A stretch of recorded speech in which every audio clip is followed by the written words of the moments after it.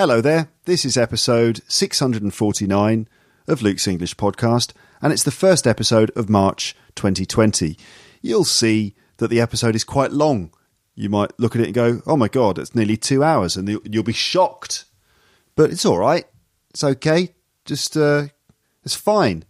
Now, the challenge for me while recording this episode, as you will hear, was to basically keep talking without stopping, without editing. Okay, so the challenge was to just do the whole thing without editing. And the challenge for you is to listen to the entire thing without editing as well. But I don't know how would you edit it? I don't know. But anyway, you can choose to listen to the entire thing with me without stopping, or you can choose to stop and do something else and come back. But, you know, it's fine. Whatever you choose to do is totally okay.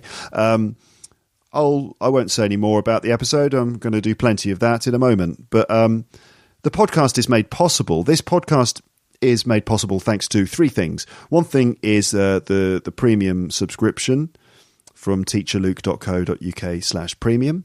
The other thing is donations from listeners, and my listeners are very generous. They do donate to support the podcast. You can do that by clicking a PayPal donate button on the website. And the third thing is sponsorship.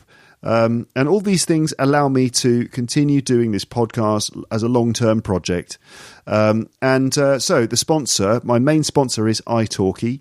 It's a service that allows you to find one-to-one teachers, qualified teachers, native English speakers for one-to-one English lessons or one-to-one conversations. It's all done using Skype or similar video conferencing software. You can just do it from your computer at home or wherever you want to be. It's extremely convenient, and this is the new way to get regular speaking practice into your life.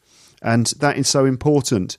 Remember the 5 Ps, practice, practice, practice, practice, and practice. And of course the 5 S's, speaking, speaking, speaking, speaking, and speaking. How do you get regular speaking practice into your life? Well, italki is there for you.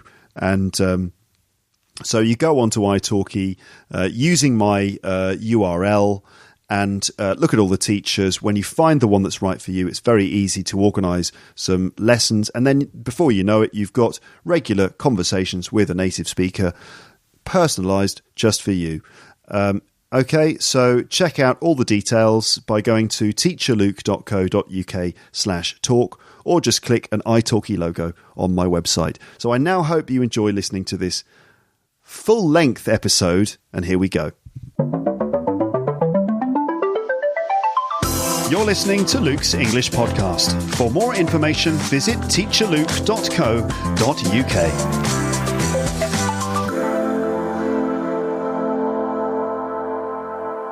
Hello everyone, in this episode you're going to hear me talking on my own, which probably means it's going to be easier to understand and follow what I'm saying than some of the other episodes I've uploaded recently, because I've uploaded some pretty challenging episodes over the last few weeks and months. And years, in fact. I try to mix it up a bit on this podcast with some challenging episodes and some easier ones. Let's say the easier ones are when I'm on my own, and the more challenging ones are probably when I'm with other people or when we're breaking down recordings of other people on the podcast, all right? So, I mean, I don't know. It depends on your level of English, of course, but I would say, in general, the ones where I'm on my own are probably easier than the ones where I'm joined by someone else or when I'm breaking down recordings. So those are the challenging ones. But in this one, it's just me and you, because you are involved, because you're listening, right? I hope this will come as something as a relief to you, a slightly easier episode. I hope this is going to be a bit of a relief for you. Like, oh, that's a relief, you know, slightly easier than some of the stuff Luke has uploaded recently, you might be thinking. So this might be a relief, at least to those of you who are pushing yourselves by listening to my podcast and who might have quite a tough time understanding the more challenging episodes. I know that some episodes are difficult to follow sometimes because of the speed of English that you're hearing from my guests and from me, and because we might be talking about subjects that you're not so familiar with, possibly. But anyway, What's going on, Luke? What are you talking about? I think it's clear, isn't it, what I'm talking about? Are you is this an apology? No, this isn't an apology because as a wise person once said, I don't know who that was, the person who said it to me was the guy who used to run the comedy workshops I used to attend in London, Logan Murray. His advice was never explain, never apologise. So I'm not apologising, but I am explaining. So I am kind of breaking the rule, but rules are made to be broken, aren't they? So I'm not apologising, but I am explaining. Anyway, no stress today, okay? Just no stress. There's enough stress in the world, especially at the moment. The plan here in this episode is just to chat to you, to have a good old-fashioned ramble on Luke's English podcast. So the idea is that you can have a bit of a breather today. Just enjoy listening to this. And I hope that you listen to all of it from start to finish, if that makes any difference to you. Editing might be necessary. Am I going to edit? What would be good is if I could do this entire episode without editing. For two reasons. One reason would be because it would save me a great deal of time, because I wouldn't need to go through the entire thing and edit again. And I know that there's someone going, but that's a little bit lazy, isn't it, Luke? Well, it's not necessarily, because actually I've been very busy. I work very hard, so I don't think it's laziness. It's more a question of being pragmatic sometimes on this podcast. So actually, I'm not going to edit this episode. So even when I make mistakes, I'm going to keep them in.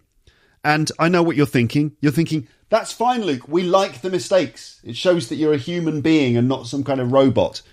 Great. Well, did you think I was a robot? Was anyone out there going, I like Luke's English podcast, but maybe he's a robot. I don't know if anyone was thinking, I've got robots, English Robot 3000. They're not real robots. Anyway, let me read that paragraph again. But there's a promise from me. Oh my God, have I just made a promise? Oh, Luke, don't cash checks that you could... What is it? Don't write checks that you can't pay. Is that a phrase? Anyway, very rambling. We're rambling a lot. Normally, at this point, because I've made mistakes and I've already gone off on a crazy tangent, I said this would be an easy episode. Normally, at this point, I would stop and start again. But I'm not doing that today because, as I was saying before, A or 1? I can't remember. Did I start with 1 or did I start with A? Don't remember. Anyway, I'm not going to edit this because, A, I don't have the time and I'm not complaining. I'm happy to have lots of things to do. So I'm not editing because of the time. And secondly, because of full disclosure, to be transparent. I just want this to be transparent and authentic. Okay? Right, I'm not going to stop and explain every single thing. But anyway, so let me go back a paragraph or two. I've got some notes here on the screen that I'm reading from. Sometimes when I'm reading from my notes, I misread them and it kind of messes me up and I have to edit the mistake. Anyway, what did I say? No stress, right? There's no stress. Everyone take a deep breath. Okay, that's better, isn't it? Sometimes that's all you need to do, right? When it's all getting a little bit too much, and that is something that happens to everyone. Sometimes things start to get a bit on top, don't they? Things start to get a bit stressful. When things start to stress you out a bit, just stop, take a deep breath, and count to 10. It's often a good policy. Just give you a little chance to stop and just collect yourself.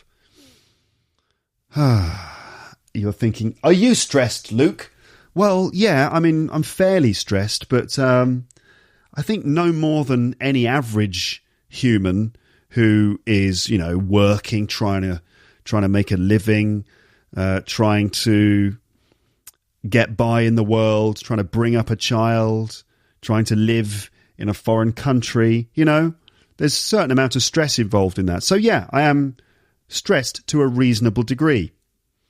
But I think that that's fine. There's nothing wrong with being stressed. I mean, it's in the sense that it's not a crime. It's nothing to be ashamed of. We all get stressed out. It's just a question of how we manage it, right? Okay. So, right, no stress. That's the idea. I'm trying not to, I'm trying to keep everything cool and calm and collected. And I'd like to extend that sentiment towards you as well. Because it's a crazy, crazy, crazy time, isn't it, in the world? There's a lot of stress going around. So the plan here is just for me to chat to you, have a good old-fashioned ramble on Luke's English podcast, so that you can have a bit of a breather. You can have a breather today and just enjoy listening to this. To have a breather basically means to just have like a little break, a chance to just get some rest. I'm opening the window. Does that bother you? No, Luke. It's fine. Maybe we'll hear some noises. The weather here is grey. It's overcast and grey. It's horrible. I mean, it could be worse. It could be freezing cold and treacherous and dangerous out there. It's not particularly dangerous in terms of the weather today, but it's grey, overcast. You can't see the sun. There's not a lot of light. It's a bit miserable. That's what it's like in this part of the world. It's the same. Paris is more or less the same as London, really, in terms of its weather. And that's right, I do live in Paris. I get emails from people all the time who say things like, if I ever come to London, I'd love to meet you one day. Actually, I live in Paris, although I do go to London from time to time and meet my listeners. So, more on Lepster meetups later. I'll come back to that. So, have a bit of a breather and just enjoy listening to this episode. That's the idea. I hope you listen to all of it from start to finish. If it makes any difference to you, I will sing you a song or two at the end of this episode with my guitar.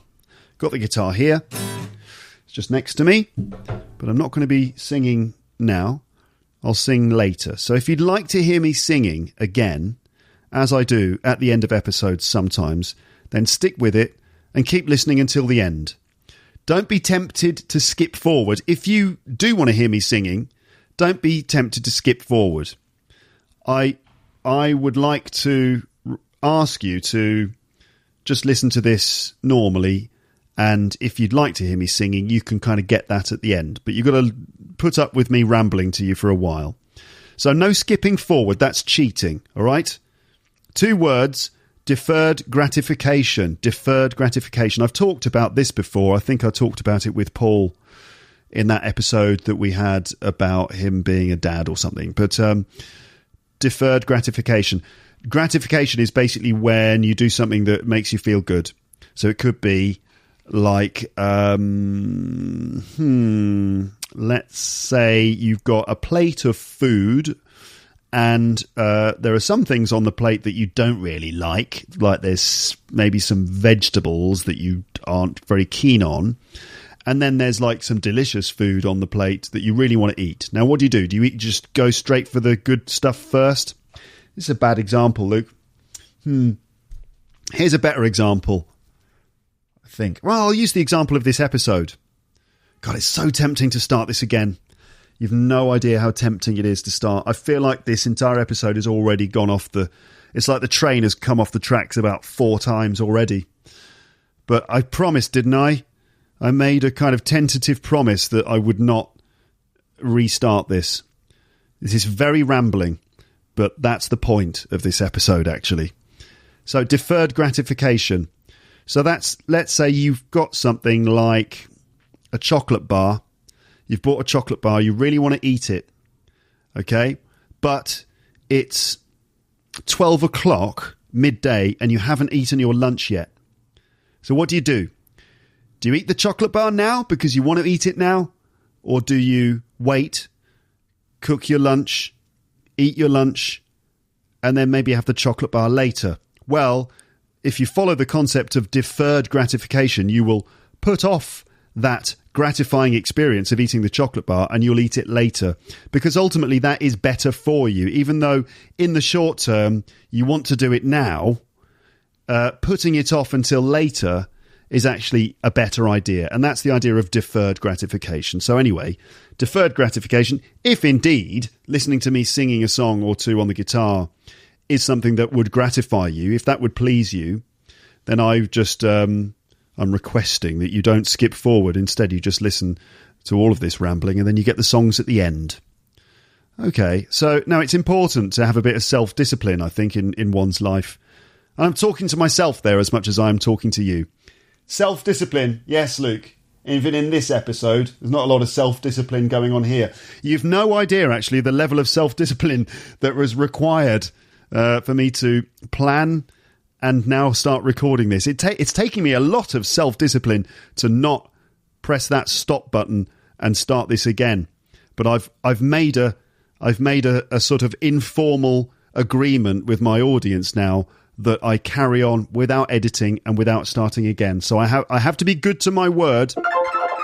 Haha, wait a minute, Luke. This is me interrupting myself from the future. We don't say good to my word. It's true to my word. So I have to be true to my word, meaning I have to keep my promise, okay? Yeah, and I know this looks like I'm editing. I'm not. I haven't taken anything away from the episode. I haven't cut anything out. I'm adding even more. So anyway, I have to be true to my word, which means that I'm not going to remove anything. Okay, that's it from future me. Let's go back to normal me. Normal? Yeah. So, when I decided to do this episode, I thought to myself, and it's always like this with these rambling episodes, as I've come to call them. So I thought to myself that I decided initially to just talk without preparing anything in advance. No pressure, no specific agenda, just a chance to speak my mind and try to express the ideas which have been building up in my head since the last time I spoke to you like this. So that was the original plan. I'll just kind of switch on the microphone and just kind of let it all tumble out. And the idea was that I could keep it authentic, keep it in the moment, right? And that I don't have to spend ages working on the episode before I started recording. That was the idea. That's what I think when I decide to do an episode like this. I think I'll just do no preparation. I'll just speak. It'll all be impromptu. And that will be more authentic, and it'll be really attention-grabbing, and it'll be easier for my audience to listen to, which is ultimately all part of the plan. It would make it better for your English. Okay, but that is easier said than done. Because, well, what happens, Luke? Is it weird that I talk to myself like that? You know, I'm just doing a kind of a thing. It's just kind of a character. It's okay. Don't worry. So what happens? How do you end up? So what happens then? Well, I think, right, blank page, no preparation. I'm just going to ramble to my audience and tell them some of the things that have been on my mind in terms of, like, you know, the podcast stuff. But what happens is then I think, well, I better, I'd better write some things down, or I won't remember them. I won't remember to mention them. So as I'm going about my day, usually when I'm on the way home from work, or when I'm on the way home from dropping off my daughter at the daycare centre, or in little moments like that, as I'm going to sleep, or maybe I've just been having a conversation with my wife about something, and something springs up in my mind, and I think, I must mention that. It seems important. Or I've just thought about what it must be like for you listening to recent episodes, and I feel like, I really want to address certain things that have been on my mind. And so I feel like, I better write those things down because I won't remember them otherwise. And so I end up starting to type some things. I'm like typing a few ideas, and then I can't help typing a bit more detail around those ideas. And then before you know it, I'm kind of typing the whole episode before I've even started recording it. And then I've got a big document, and I have to try and make the whole document make sense. I've got to try and make sure it's all coherent. And before you know it, like, the pre-production stage has really got out of hand, and the whole concept of just talking without a script or without too much planning in advance has gone out of the window. Right? So, you can see it's a bit complicated. So it's hard to know when to stop preparing and when to start recording. this is all very kind of, what's the word for it? It's transparent. That's what I'm trying to do. So I've decided to just get started here without worrying too much about having every single detail prepared in advance. Although having said that, I do have quite a lot of text that I'm reading from. This text will be available on the website, as I will mention in a moment. So I know that a lot of this is probably not really an issue for you, but I'm just giving you a bit of insight into what goes through my mind when I prepare and record an episode. So that's it. No more preparing. I've lifted my hands from the keyboard. It's time to start talking, which in fact I've been doing now for 16 minutes. My God, time flies. That's like, how many episodes of BBC 6-Minute English is that? That's like 2-point-something episodes of BBC 6-Minute English already done. But this is not BBC 6-Minute English. This is Luke's English podcast. So, the main aim of this episode is to just check in on you, which is a way to say kind of, to kind of make sure that you're doing all right. If you check in on someone, you kind of like, I've mentioned this before in a previous episode that was along similar lines, to check in on someone. You can imagine like popping your head in the door, like you open the door, you pop your head in and say, everything all right? Just checking in on you, just making sure everything's okay, right? Just check in on someone. So the aim of the episode is to kind of check in on you, but not check up on you. To check up on someone would be to sort of investigate someone, to gather information, to spy on someone. It's got a more pejorative sense to it. So I'm just checking in on you, okay? Just making sure you're okay. I'm not checking up on you. Okay. Check up on someone would be like, I don't know, let's say let's say my daughter, she's only 2, but if she was, let's say 14, right? And she was like, Dad, I'm going to go to a party with some of my friends on Saturday. All right. And I'm like, all right, who are your friends? And she's like, I'm going to go out with Bill. I'm like, oh yeah, you're going out to a party with Bill. Okay, fine. We'll have a good time. And then I take her to the party and then I call her on her phone, like, calling her. It's like, and then she's like, Dad, what is it? What do you want? I'm like, so I'm just wanted to see how the evening's going. How's Bill? And then she goes, are you checking up on me? Meaning, are you kind of investigating? You see the difference. You can see the difference. So just checking in on you, just making sure, I'm visiting you just to make sure everything's okay. I'm not checking up on you. A very, very fine distinction there between those two phrasal verbs. Anyway, so one of the aims is to just check in on you, make sure you're doing all right. I'd also like to chat to you about various things on my mind and things that I think are of interest to you as a member of my audience. So it's kind of podcast-related stuff, really. I'd like to talk a little bit about recent episodes, just to kind of establish where we are with the whole Luke's English podcast project. I'd like to give you a few bits of news, so just little bits of information that I think you might like to know. Not all, it's not going to be all personal, like I did this and I did that, but just things that I think you will genuinely find interesting, I hope. I'd like to respond to a couple of comments that I've received on the website recently. And I'd like to just have a bit of a laugh. I'd just like to have some fun on the podcast because that is one of my favourite things about doing this. Just messing about and having fun with no stress involved. And, if you can be part of that fun, then great, because learning a language becomes far more enjoyable and, as a result, I hope, easier when it's an enjoyable experience, right? And I think that if I'm enjoying it, probably, if I'm in a good place when I'm recording it, then hopefully you will also be as well. So, just messing around, no stress. Okay, so another aim at the end of this episode will be to sing 1, 2, or 3 songs on the guitar, which I will leave until the end. Now, time is an issue. Because at about 5 o'clock, I've got a Skype call with someone. So I have to get this all wrapped up. And you're thinking, what time is it, Luke? We'd like to know the time. Well, I'm not telling you the time because let's forget about the time. I'd like you to... I'm keeping an eye on the clock, but don't worry about it, all right? I don't want you to worry about it. Let's just forget about the clock. When do I say that? I'm going to say forget about the clock again in a minute. Apologies if I ever repeat myself. We don't mind. Good. So, as we go through all of this, I'm sure that there will be various expressions, vocabulary, and other language points that will come up. Some of the time, I will highlight those bits of language and maybe explain them. At other times, I will just say them, and I'll let you just notice them, and then we'll carry on.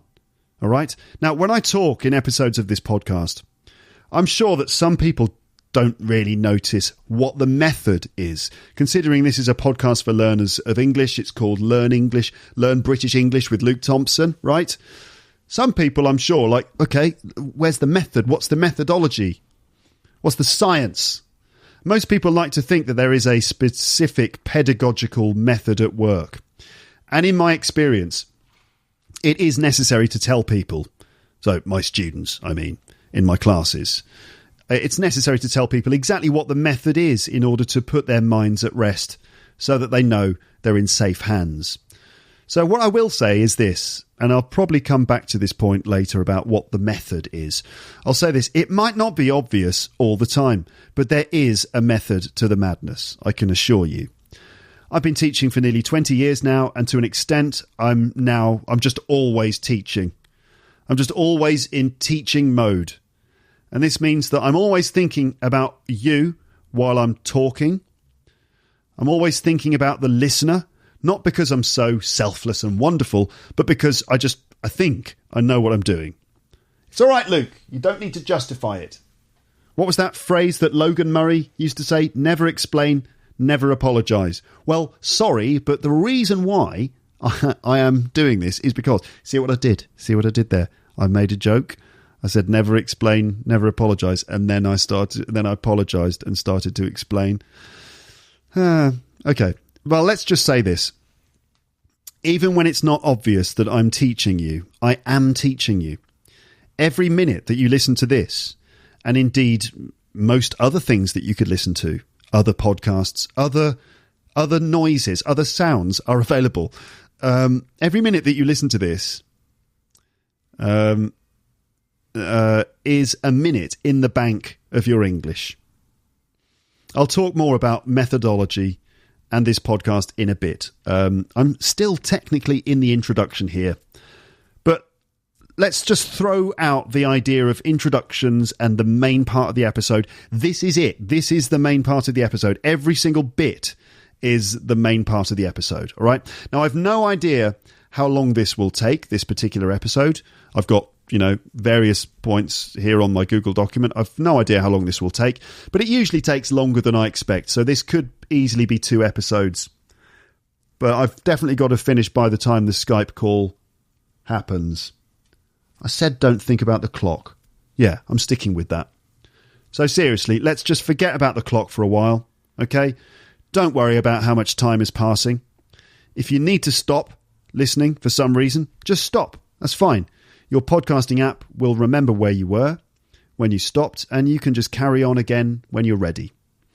The main thing is this, just listen. Just try to follow everything.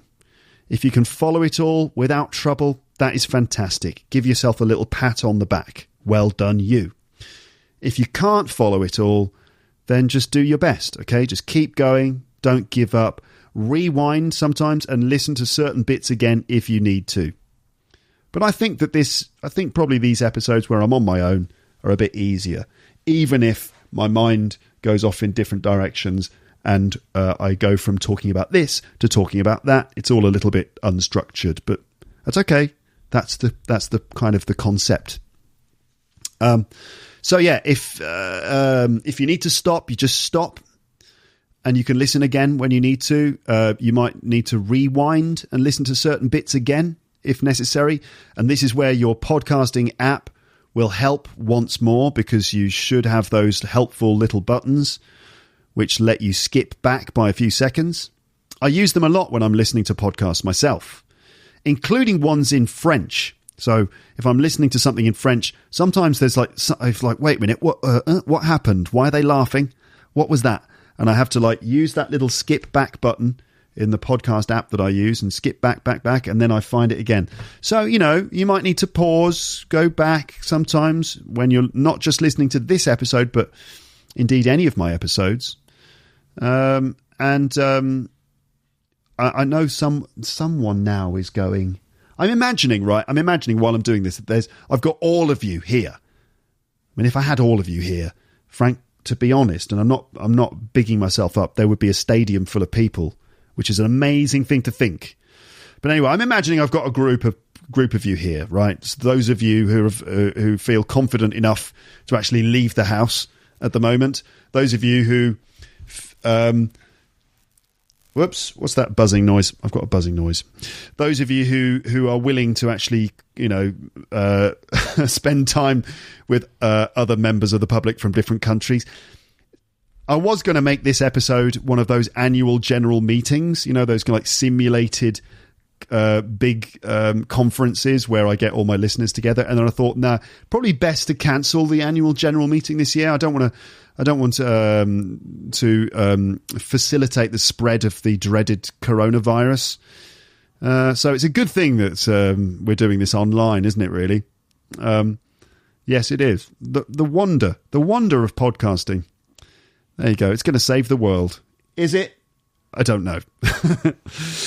Yeah, of course it is. We're going to make the world a better place. So, what was I saying? Some of you are now going, Luke, what French podcast do you listen to? I'll talk to you about that later on. Okay, I've got a couple of French podcasts to recommend-ish. Kind of. I still haven't found the ideal one, but maybe that's my fault. So, anyway, you will see various... sounded like... not Donald Trump. What's the other one? Who's the other one? Barack Obama. That's it. You will see various notes on the page for this episode. You'll see various notes on the page for this episode. This is all the stuff I wrote down before recording. It's not a transcript, but if you hear me saying something and you're wondering what it is, then you could check out the page and you might see it written there. Unfortunately, it's not an ideal transcript. There's a lot of stuff written down. I'm reading a lot of that stuff, and then I am also going off script quite a lot too. But anyway, some of it's written there. You might want to check it out. Maybe what I should do is go through this all again and then extract certain key bits of vocab and put them on the page. But you know what? That's what I do in episodes of LEP Premium. So, I understand that checking a website...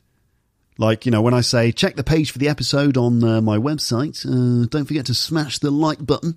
When I say check the page for the episode, I understand that that's not all that convenient and easy. Like, you're there on the bus or whatever, and you're listening on your podcast app, and I say, check the page for the episode, and you're like, it's not that easy for you. Even when you have a smartphone, maybe even in your hand, for some reason, just going to teacherluke.co.uk on your smartphone is just not something that is that convenient for you. I don't know what you're doing. Maybe you're in a difficult situation and you can only listen. Maybe you're squeezed into a train. Maybe you're trying to avoid the coronavirus. Maybe you are living some kind of real-life version of the computer game Resident Evil 2, also called Biohazard 2 in Japan, I believe it is. Maybe that's what you're going through. I don't know what you're going through, but I know for certain that it's not as convenient as it should be to be able to access the page for the episodes, even though it's on a website. But anyway, it is there. The page for the episode is there. If you're listening in an app, including the Luke's English podcast app, then check the show notes underneath this episode. There is a link there that takes you right to the relevant page each time. That's one of the fastest ways to get straight to the correct page, where you can see notes and other stuff, and the comments section. Otherwise, you can join the mailing list to have the link sent to your inbox, or just check out the episode archive on teacherluke.co.uk, where you can find everything. And I mean everything. Huh? What do you mean everything? I mean just all the episodes. There are no pictures, no saucy pictures. So all right. Now that's the introduction done. let's get into the actual meat of the episode. So, the first thing on my list of bullet points is this. Is everyone okay out there? Are you all right? Are you doing all right? Let's be honest, as I said before, this is a pretty crazy time for various reasons because of the global pandemic, and that's how you stress that word, pandemic. A pandemic is, basically it's usually a virus that spreads around the world. So because of this global pandemic that we're facing, there's a lot of panic going on, to be fair. I mean, reasonably so. We've got to take steps to try and make sure that this doesn't, get completely out of hand. It's going to be an interesting year, let's say that much. I mean, the next couple of months, everyone's curious to see how this is going to develop. I think, I don't know if it's going to... am I going to talk about the coronavirus? I will let you do your own research about the coronavirus. I just saw a clip from an interview with Jurgen Klopp, the manager of Liverpool Football Club. And he was in a conference and one of the journalists asked him to comment on the coronavirus. And his response was basically like, don't ask me. I'm just a football manager. What do I know? I saw it on Twitter. Oh, here it is. Here it is. Okay, we can listen to it. Here he is. This is, how many minutes? A couple of minutes. But this is Jurgen Klopp being asked about the coronavirus. Now, I really like Jurgen Klopp, not just because I've got a soft spot for Liverpool Football Club, but as far as I can tell, he seems like a good guy. So this has already had 1.9 million views, this clip. Jurgen Klopp's response when asked about the coronavirus. And basically he's saying, why are you asking me? I'm just the same as you. Right, I'll let him explain it. Here it is. On a wider question about the coronavirus, are you worried as a team, as a club, about the spread of it or how it might affect you? Look, what I don't like... Okay, sorry. That was, are you worried about the spread of the coronavirus and how it might affect you and the club? And he's basically saying, what I don't like in life is that every serious thing, and then let's go. Okay. About the spread of it or how it might affect you? Look, what I don't like in life is that a very serious thing, a football manager's opinion is important. I don't understand it. I really don't understand it. I could ask you. You are exactly the same role than I am. So, and it's not important what famous people say. No, we have to speak about the things in the right manner, not people with no knowledge, like me, talking about something. People with knowledge should talk about it and should tell the people, do this, do that, do this, and everything will be fine or not. So, and not football managers. I don't understand that. Politics, coronavirus. Why me? I wear a base cap and have a bad shave. So he's saying basically, people are asking me, but it should be the experts who talk about this, not just ordinary people like Jurgen Klopp. And it's, I like his modesty. He's, the way he just says he's an ordinary person. I don't know, maybe he's kind of exceptional as a football manager, but that doesn't necessarily mean that he's the one to start talking about the coronavirus. And I'd like to, echo his thoughts there. I just, all I wanted to say was, I hope you're all basically okay. And I just want to close the window now. I just wanted to just say that. I hope you're all fine out there. Okay. Hang in there. Stay positive. What else?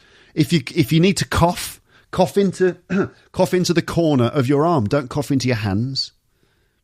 You know what you're doing. Anyway, recent episodes of the podcast. So the last episode was called Ian Moore Returns, and that's when I spoke to very funny man, Ian Moore, the comedian, the English comedian living in France.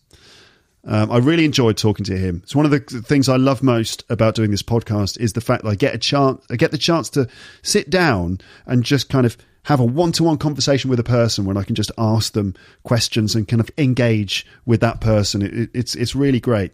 So it's interesting that Jack in the comments section mentioned that he found it way easier to understand Ian this time compared to the last time he was on the podcast. So Ian Moore was on the podcast in episode 300 and 300 can't remember which one it is.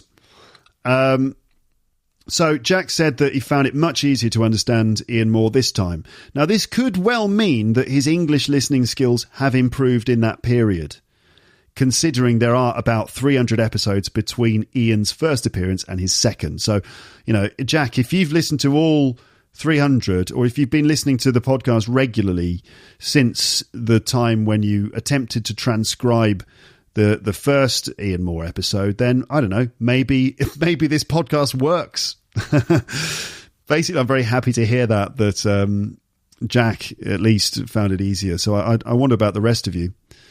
But I just wanted to say I'm very happy to have had Ian on the podcast again. He really is a very witty man, not to mention extremely well dressed. And there are a few videos of Ian Moore online doing comedy, being interviewed on TV and so on. And he's very good. Sorry, I don't remember who it was. Someone posted an interview on YouTube. It was when Ian was on a TV show. And it's Ian Moore talking about Brexit and talking about the blue passports and stuff like that. And he's very funny. He's a very witty man. Okay, so that was the episode with Ian Moore. Before that, there were the three dreaded Alan Partridge episodes. Oh, so, all right. Now I've had interesting responses to that. So the responses basically fall into two categories. One category of response to the Alan Partridge episodes was, "Oh, Luke, these were amazing. Like, thank you so much. I love you. I love you. I love it when you go in. Maybe you love me. I don't know, but just whoa there. Whoa, I'm married. I'm taken. I have a particular set of skills." Right. So anyway, so some people say, "I love these comedy episodes, the Alan Partridge ones. I find it fascinating to have this stuff broken down bit by bit. It helps us to understand not just the comedy, but something about British culture, and those people also like Alan Partridge and think it's funny and they get it." Then there's other people who are like, like that kind of thing. Like, "Oh, God, what are you doing to us? Are you trying to kill us?" Is the second response. It's like they've kind of dragged themselves across a car park in order to then write the message. Like it's taken them 3 days to drag themselves across a car park, and like, "What did you do?" is kind of how they feel. I seriously don't mean to put you through a difficult experience, all right? I really don't mean to make you suffer. And if I've made you suffer with those Alan Partridge episodes, then I do sincerely apologise. That is not the plan. The plan is the opposite. The plan is to allow you to appreciate some stuff that you would normally not have been able to understand. But also, of course, some people are just not going to be into it. Not everyone is into Alan Partridge. I mean, he's hugely popular in the UK, but there's vast sections of society that don't find it funny and don't like it. We're not all the same in the UK. It's British humour, yeah, and it's award-winning British humour, but it's still divisive. There's still plenty of people who don't like it, so that's fine. And also, if you're from a country that has kind of a different culture, which is probably the case, then there's a good chance that it just won't be on your wavelength. It's not going to work. Like, I think for some people, like I got a comment from at least one person in Spain saying that like, this just made me feel ashamed. It just made me feel horrible. Okay, that's fine. And I'm sorry if I made you feel horrible. I really, really am. Never explain, never apologise. Yeah, right. But I would like to say, what doesn't kill you makes you stronger. There's another one of those sayings which sort of isn't true. Because, I mean, You know, if you get paralyzed from the neck down, that's not really making you stronger, is it? But I get the idea that basically if you're going through a tough experience like that, tough, Tough, pronounced tough with a f sound, tough. It's tough stuff. See, those words rhyme. Tough meaning difficult, Tough.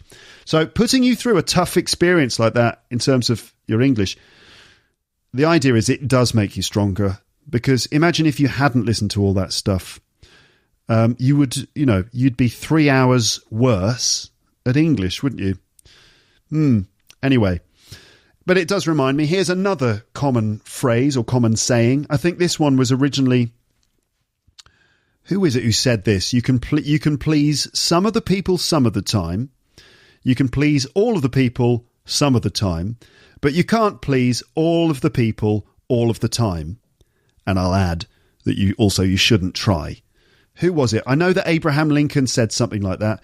You can please... I'm now Googling. Well, actually, I'm not using Google. I'm using another search engine today.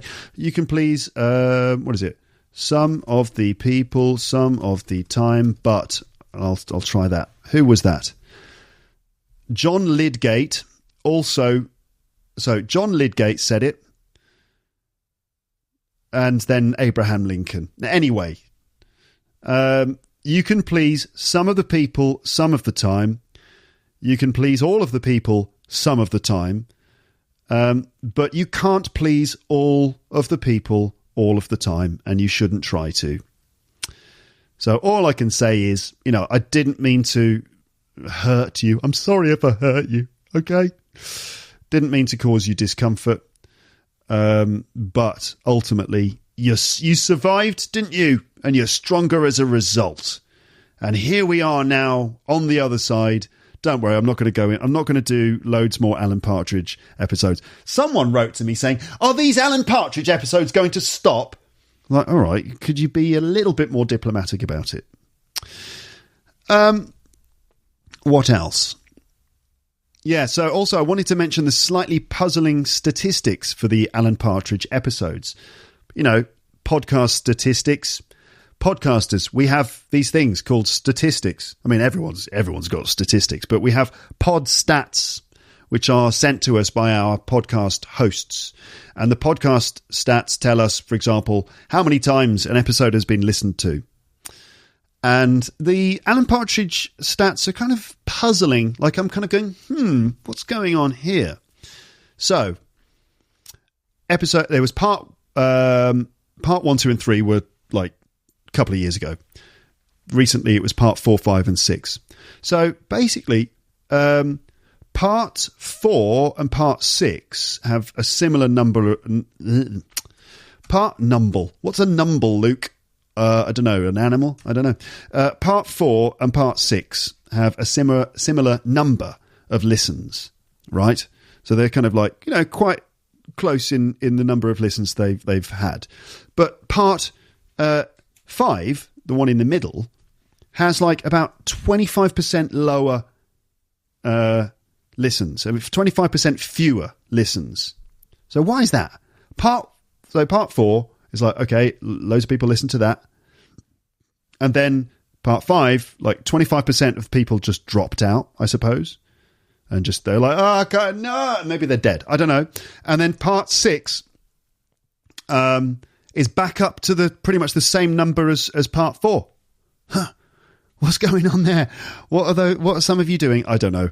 I mean, it's very hard to understand the statistics. I mean, I try, but to an extent, you can never really know what's going on. And also, for example, if I get a number of listens on an episode, it's not clear to me if that means that each one of those people or each one of those numbers represents a complete listen. It could be, let's say, for example, if I don't want to tell you how many people I've got because it's just private, but let's say 5 people. Now, I can assure you it's more, but let's say 5 people listen to part 4, and then 3 people listen to part 5, and then 5 people listen to part 6. So what are those other 2 people doing? They're maybe, oh, mate, I'd said I wouldn't edit, didn't I? But I'm really struggling to be coherent here. It's okay, Luke. It's all right. It's okay. It's all right. It's one of those episodes. We forgive you. It's a free podcast, right? So anyway, I was saying that maybe if 5 people listen to an episode, I don't know if those 5 people listen to the whole thing. Maybe that's just 5 people who listened to 2 seconds. That's where I'm going, this episode is sponsored by iTalki. And they're like, I don't like this. And then they stop. That still counts as 5. I don't know. Never mind. Don't worry about it. It's all good. I mean, you know, I'm sure that I will now get people writing comments, explaining everything. And feel free. Please feel free to do that. The communication lines are open in the comments section. Recently I published an episode called the Intercultural Communication Dance with Sherwood Fleming. And the main point of that conversation, that was a very interesting conversation, right? Now, it was different because she isn't one of my comedian friends. I'd never spoken to her before in my whole life. So it was quite interesting to meet someone who's outside of my circle, which I think is a very good thing to do on the podcast for diversity and, you know, just so you get to hear different voices, different types of conversation. But certainly the topic of the conversation was interesting, and Sherwood has some very interesting things to say. Let me just summarize it again because I think it's worth saying. I feel like maybe the main point there in that episode was that when you are communicating with people from different cultures, be it in an email or, orally, that you should be focusing on the message rather than focusing on how the message has been delivered to you. What is it that this person who's talking to you is actually trying to say, rather than how are they trying to say it? I would also add that you should try to be thoughtful, try to be respectful, try to think about the other person and listen to them and pay attention to them and adapt your style to them. And ultimately, really, after everything is said and done, ultimately it comes down to compassion, being compassionate, thinking about other people that you are communicating with, think about their situation, be a little bit self-involved. It's difficult to do. We're all involved in our own stuff. We've got our own thoughts and problems and stresses and expectations going on. But sometimes it's worth stopping and just thinking about the other person. What is it that they want? What are they really trying to say? And this really helps a lot. It helps you to avoid conflict, and it helps to bring more respect to you eventually, in theory. But anyway, you can go back and listen to the Intercultural Communication Dance with Sherwood Fleming and draw your own conclusions. Also, recently on the podcast, I spoke to Amber and Paul, the Pod Pals, and it was fantastic, as always, to speak to them on the podcast. I mean, fantastic for me just to be able to sit down with the two of them and spend that kind of time together and record something which hopefully will be entertaining and engaging to listen to. I think it's best when the three of us have a specific aim for an episode, especially if it's a game of some kind. So, that's just something I'm thinking of, like next time we have them on, if it's possible. Sometimes it's not possible, but if it's possible, I'd like to do another organised game rather than just another catching up session. Although those catching up sessions are fine, but I think the best is when we're doing like a lying game or a vocabulary game. Basically, the best thing for me is just when Paul loses the game. That's what, ha ha ha ha. Just joking.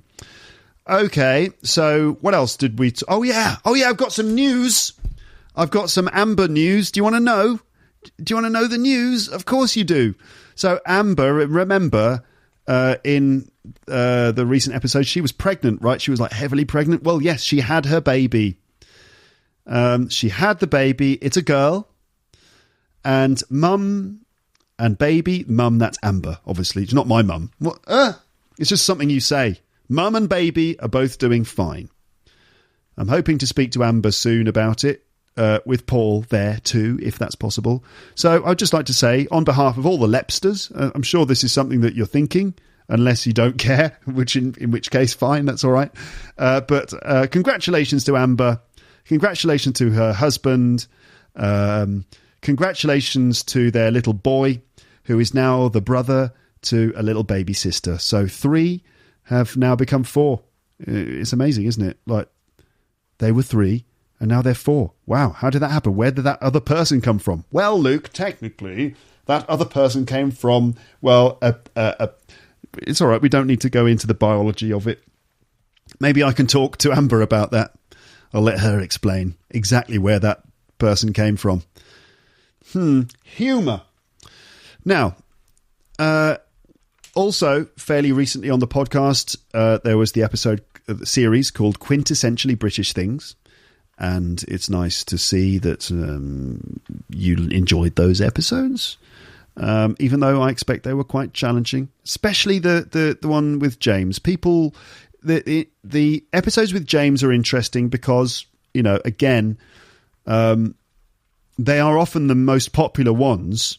Like I've said before, I think I said at the beginning of the year that last year it was 2 or 3 episodes with James that were the top episodes of the year in terms of downloads, even though I don't really know what those downloads mean. Did that mean everyone listened to everything? Or I don't know. But anyway, James's episodes are often very popular, but also I find that people will say that they find it a bit difficult to understand him. So if you remember in the Quintessentially British Things episode with James said, all that I'd like to achieve with this episode is for some people to just go, like, that's quite interesting. And we did get a few people writing, in the comments section. So that was good.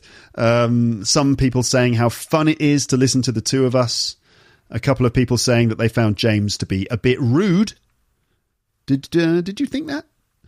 Some people were saying that they found James to be a bit rude because he kept cutting me off. That's like I'm talking and then he, jumps over the top of me and cuts me off.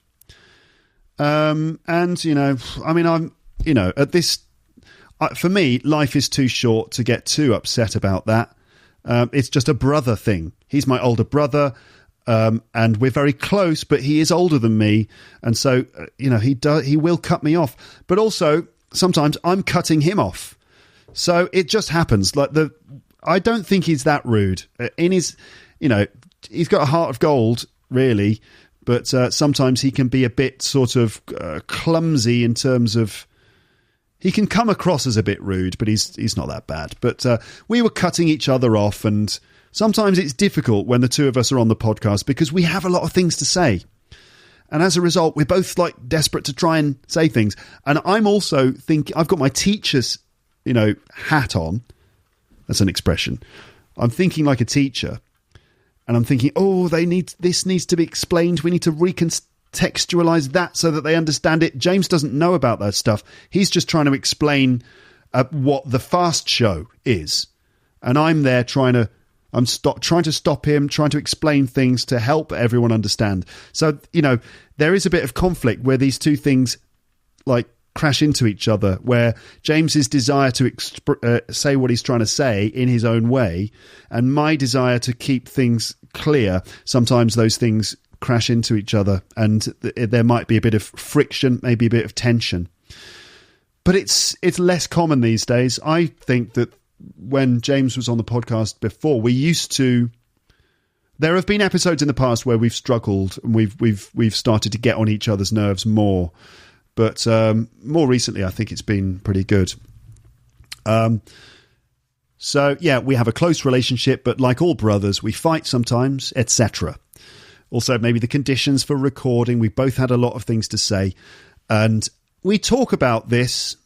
We answer some of those comments at the end of an upcoming episode that I have recorded with James about music. So there is a new episode coming soon with James. It's about music. It's a bit of a specialist topic, as you will see when the episode arrives, when the episode drops. You'll see that it's quite a specialist topic, but and it's quite a long episode. But in that episode, we do address some of those comments about James and me kind of arguing a little bit or maybe talking over each other. But I would like to add a comment from James, and this is a comment that he put on the website in response to some people. James wrote, "Hi people, sorry if I came across as rude or impatient. It was late, we were tired, and I'm afraid to say I was very, very drunk." He wasn't drunk. He wasn't very, very drunk. That is a quote from a TV show that we were talking about in that episode. Also, there were quintessentially British things with Mum and another one with Dad. And the comments about those episodes are all positive, saying that they found them interesting and lovely. And I'm lucky to have a family like that, and I am. By the way, if you feel like this is too much of, if it's all too positive, oh, everything's lovely, we love it, everything's brilliant, well done, Luke, just you're brilliant. Don't worry, all right, because you can send me your critical feedback if you like. Just make sure it's constructive. Just, I think that Lepsters, my listeners, I think you probably know the difference, don't you, between, just sort of writing a nasty comment and writing a constructive comment.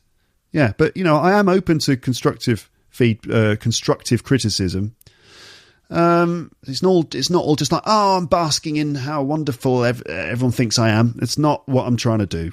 But I am replying to sincerely written messages that say, we really enjoyed listening to this, that, or the other. So, great. That's amazing.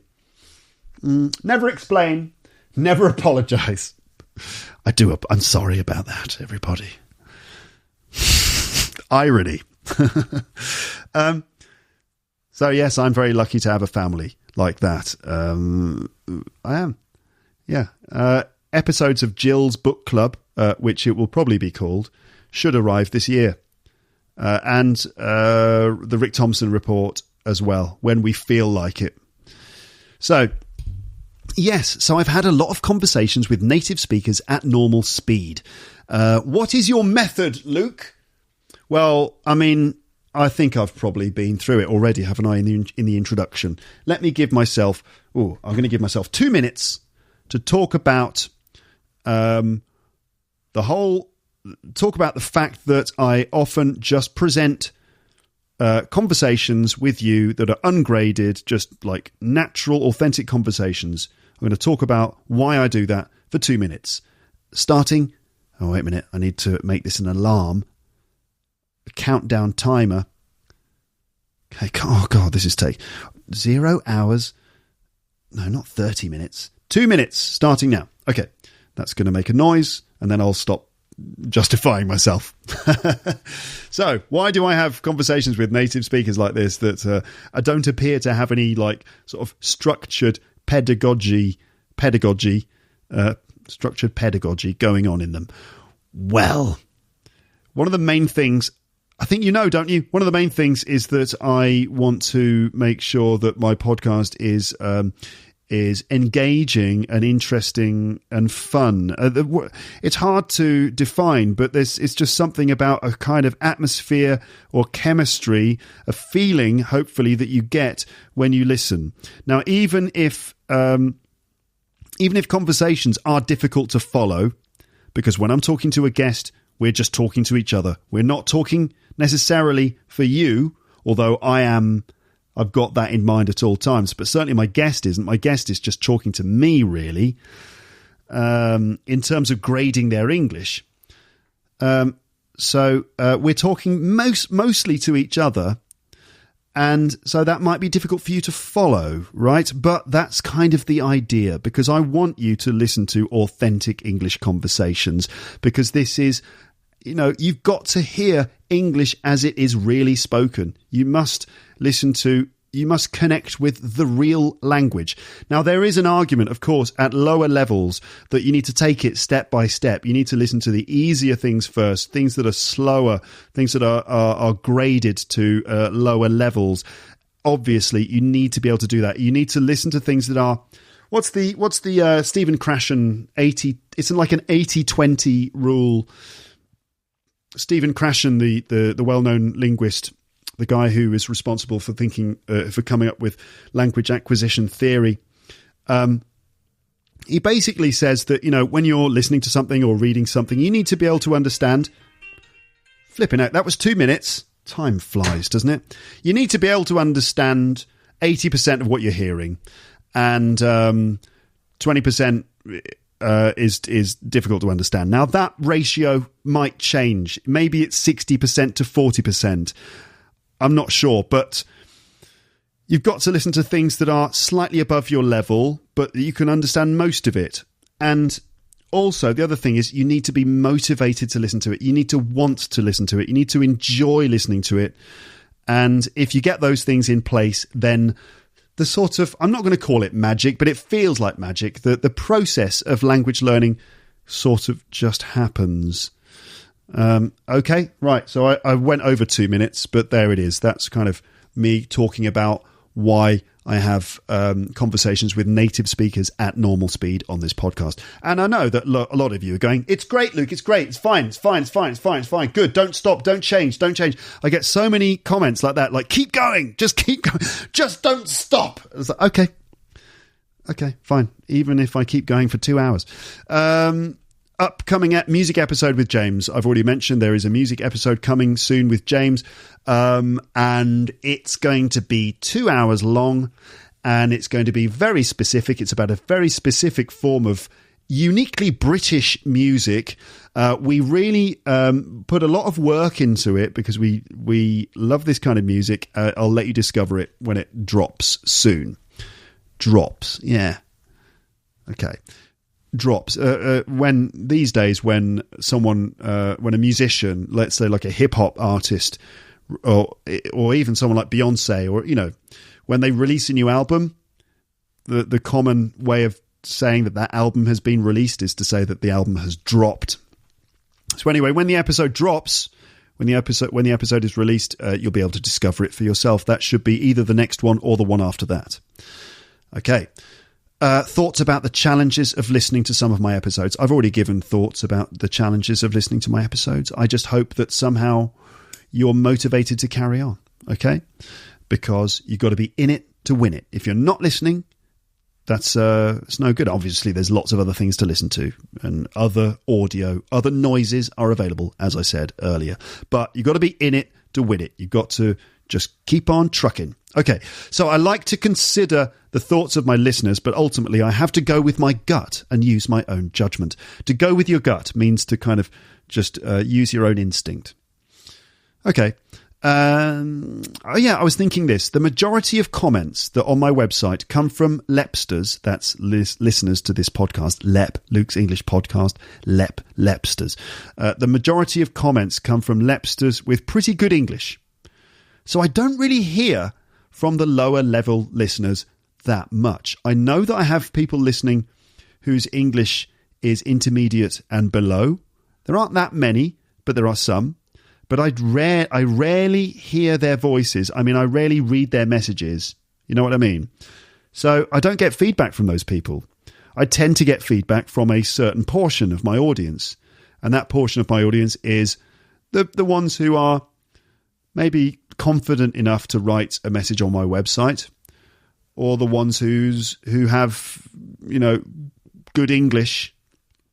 Either they're confident enough to write because they're just confident people and they're not too shy, or they're confident because their English makes them confident. But anyway, I'm not necessarily getting a representative sample of opinions from commenters on my website. That's another reason why I like it when you get in touch with me, because I like to get feedback from as many people as possible. I might not be able to respond to all of you, even specific things. I do get a lot of messages from people saying things like, Luke, I want to learn British accent. How can I learn British accent? It's like, I can't respond to that. I'm sorry.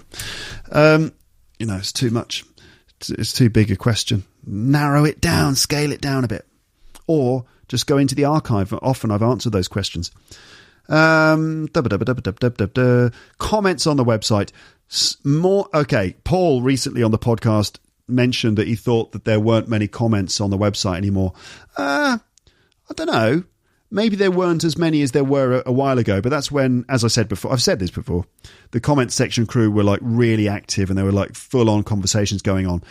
and then that kind of dipped down. It's very active at the moment. A lot of people writing comments these days. It seems some people have come out of the woodwork since Paul made those comments, and that's great. I mean, I'm not really concerned. I understand, and I've said this, people need to go out of their way to visit the website, find the episode page, find the comments section, possibly sign into the comments section, which is run by a plugin I use called Discus, and then write a comment in English. Like, most people just end up being ninjas and not commenting, just listening, just hiding in the shadows, often because there are just various little barriers in the way. So I get it. I totally get it. It's cool. It's all good in the hood. People comment in various ways. They write in the comments section. They email me. They write to me on Twitter, on Facebook, on YouTube, because the podcast episodes now go up onto YouTube. It's just audio on YouTube with a static image, but the automatic subtitles are available like 9 times out of 10, unless YouTube decides not to let them generate. But most of the time, automatic subtitles are available on YouTube, and so a lot of people are listening on YouTube now in order to check out those subtitles. But Lepster's comments are all spread out all over the place, so they're not all consolidated in one place. So as a result, it might look like, there aren't that many comments, but actually there's comments here, and so, it'd be good if they were all in one place. Maybe I should just stick to one single platform, but I think that this would ultimately make it more complicated for people to listen. See what I mean? The podcast is everywhere. I'm just like, get the podcast everywhere. YouTube, there, and it's just kind of a good way to get it out to everyone. But it means that the comments are also spread out. Okay, Luke's English Podcast Premium. I'm working on new premium stuff all the time. I say that my premium episodes are about grammar, vocab and pronunciation, and it is, but that sounds a bit dry, doesn't it? Grammar and vocab and pronunciation. It makes you think of like dusty old classrooms or like painful grammar study and stuff. But remember, guys, it's still me. I'm still trying to do it in the Luke's English Podcast way, which means I make efforts to keep it entertaining at all times as well as clear. Upcoming episodes will be about common errors I've noticed in comments and emails and things. I've got various premium episodes in the pipeline, and they take a lot of work. I put a lot of work into them. They don't arrive every week. They come I aim to get them in once a month. It's usually a series of episodes that just land every month, often at the end of the month. Although I've got one that needs to come, this week. But anyway, a lot of work goes into them. Hopefully that means that you can get a lot of benefit out of them as a result. So, yes, upcoming episodes of Premium will be about common errors that I've noticed in comments and emails and things. I'll be going through the errors and using them as a chance to teach you some English, okay? I was thinking the other day, I thought, it's time I did a Lepster meetup in Paris. I've done a couple of Lepster meetups with Zdenek Lukas, who, to be honest, was the one who organised most of it in London. I did a couple of them fairly recently, over the last year or so. But I'd like to do one in Paris, because obviously that's where I live. That's where I spend most of my time. I do go into London quite a lot to see my brother and my family, but my family don't live in London. But anyway, I do go to London quite a lot. But anyway, how about a Lepster meetup in Paris? Now, French Lepsters, are you there? Hello. Hello to the French Lepsters. Hello to the Parisian Lepsters. What do you reckon? That would be fun. I'm imagining this. Okay, here's how I imagine a Lepster meetup in Paris happening. I find a good place, and there are a few places in town that could be good for this. And I actually do stand-up comedy for you. So I would be we'd start the evening by me doing maybe half an hour to an hour of stand-up. I mean, it depends on whether you find it funny. Like, if I go up and I'm like, okay, and I'm talking for 10 minutes and like no one laughs and everyone's being very serious, then I'd be like, well, okay, 15 minutes. Like, okay, well, that's the end of the show. It depends on how well it goes. I think I could probably keep going for an hour. Of course you could, Luke. Just start talking about something. But I have to make it funny as well, it'd have to be proper stand-up. So anyway, I could do maybe 30 minutes or an hour of trying to make you laugh and messing around on stage. And then after that, we could have a drink together. And it'd be a good chance for Lepsters in Paris to meet each other, speak English to each other, for us to have a laugh, doing some comedy. And I think that's probably the right thing to do. Whenever I do Lepster meetups in London, there's always like a weird feeling at the beginning. It's lovely. It's absolutely amazing meeting my listeners. It's lovely. But there's always this moment at the beginning where I'm just kind of thinking, I just want to sit in this pub and just kind of like socialise with people. But everyone's like sitting there staring at me like, do the podcast thing. So maybe what I should do when I have a meetup is maybe I should stand up and talk to everyone, and maybe kind of do a group sort of talking session like that. And that can be fun. That can be really fun because then comedy can happen. So anyway, what do you think of the idea? Get in touch if you'd like the idea of this Lepster meetup in Paris. It would be a small event. I don't know how many people would come. That's the thing.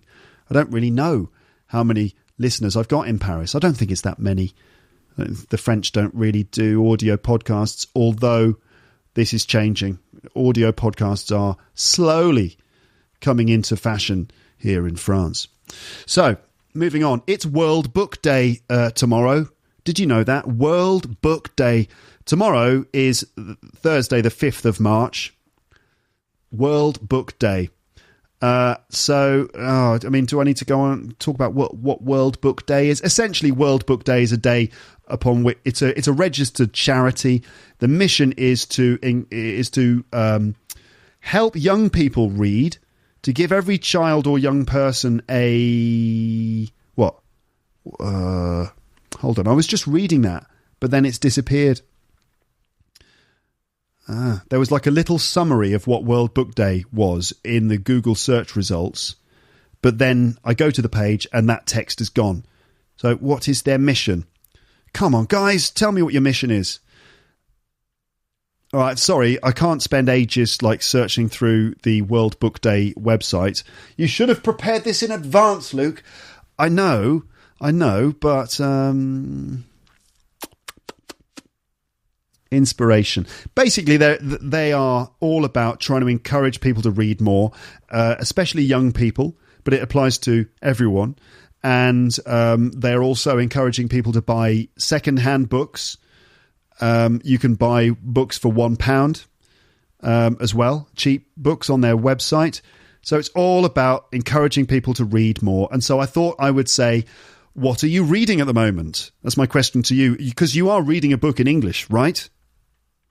You are, because you should be. You should always have an English, if you're serious about learning this language, or even if you're sort of not serious about learning it, even if you're ridiculous about learning this language, if you're silly about learning this language, you should also be reading a book in English. So what are you reading at the moment? I'm quite curious to know. How is it going? How many pages have you read?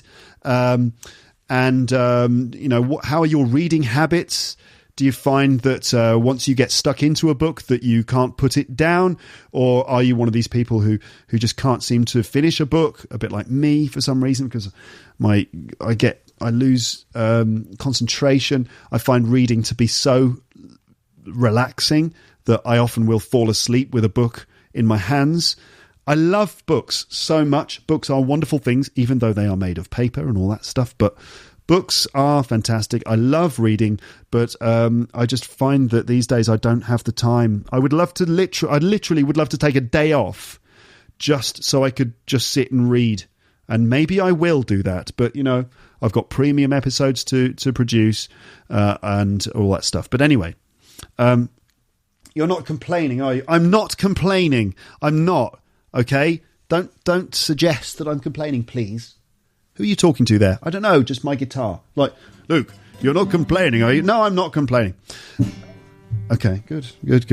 So, what are you reading? I'm actually reading a book at the moment. I've got loads of books on the go.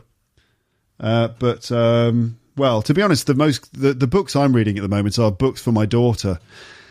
And they're not the best. They're not for me, they're not that interesting. There aren't many layers to those books. Most of my daughter's books are about farmyard animals.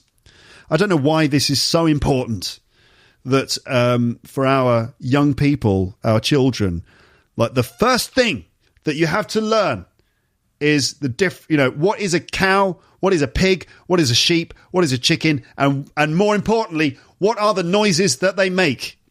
This seems to be the most important stuff. Every kid's book is about some farmyard animal and their noises. So I know the animals and the animal noises really well. I also know my colours now. I'm really good with the colours.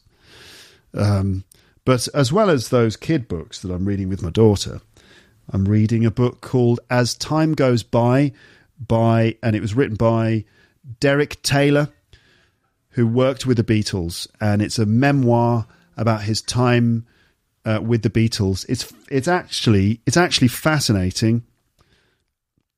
Maybe I'll read a page from it for you at some point, but not now. Anyway, I just wanted to give you a little nudge there about reading. I'm going to... actually, there was a comment. I'm going to read this comment now. Yeah, okay. So here's a comment that I got from Miguel. Not sure where Miguel is. Maybe Spain? Just a random guess based on your name. But who knows? Maybe you're from one of the other Spanish-speaking places, one of those other beautiful Spanish-speaking places that there are in the world. So this is a comment from Miguel. I'm going to read it out now. Miguel said, actually, I think it was an email. Hello there, Luke. It's a great pleasure to be one of your thousands of listeners. I must admit that I'm on the ninja side. Just a quick question. What kind of book? Not which kind of book. What kind of book would you suggest I should read in order to improve my English comprehension? I'm going for the C1 Advanced. I guess he's going to do the exam, by the way. And the big deal for me is the huge amount of sources offered on the internet. Thanks in advance. Need a correction there. It's thanks in advance, Miguel. Thanks in advance. Thanks in advance, my friend. Carry on the good work. You see, keep going, Luke. Okay, I've got no plans to stop. So basically the question is, I need to improve my reading comprehension. There are too many books to choose. Which one shall I choose? And my reply was this. To be honest, Miguel, you should just pick a book that you really want to read and that you will probably enjoy. Right? So my point there is that there isn't one universal book which is universally good for your comprehension. Sure, there are some books that are better than others. I mean, some books, you should read a book that's written in modern plain English, probably. Okay, but the most important thing is you find a book that you are motivated to read, a book that you want to read, and a book that you will probably enjoy. And you could pick the English version of one of your favourite books, or perhaps you could read a book, the book of a film that you like. There you go. You can also get graded books at the C1 level, which would also be a good idea. So you could maybe search for graded books for learning English. Okay, like Penguin Readers, and also other companies produce graded books. You might need to go to a bookshop if you've got a really good big bookshop that has an international book section or a section of books for learning English. You might find that they have a selection of graded readers, and you could pick one at the C1 level. The good thing about graded readers is that they are adapted for your level. It's not like reading one of my daughter's books. I mean, it's still can be a challenging read, but it's adapted and also probably shorter, so it's achievable. That's the good thing about a graded reader. It's achievable. You know that, it's much easier for you to finish the book, and ultimately that's what we want to do, isn't it? When you start a book, you want to finish it, which is kind of odd. You start a book and it's like finishing, you know what I mean? Like finishing the book is what you want to do.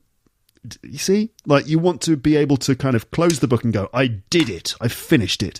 So it's a strange thing that we start reading a book, but ultimately we don't want to be reading it. Does that make sense?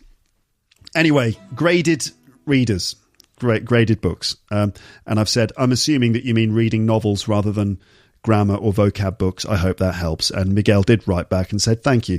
And also I suggested that he check out a couple of episodes from the archive. Listeners, you might want to check these episodes if you're interested in listening to me talk more specifically about reading books in English, how you can read books, why reading books is a good idea, and some specific recommendations of books. Check out episode 439 called Reading Books to Learn English, and another episode. What number is this one? He wonders to himself. What number is this?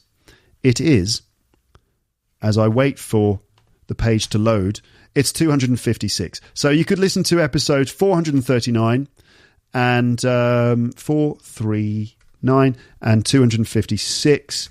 Both of those episodes are all about reading books. Okay. Luke, do you have any podcast recommendations for learning French? Well, this is the age-old question, isn't it? I still haven't really found the one that's right for me. I must be really picky.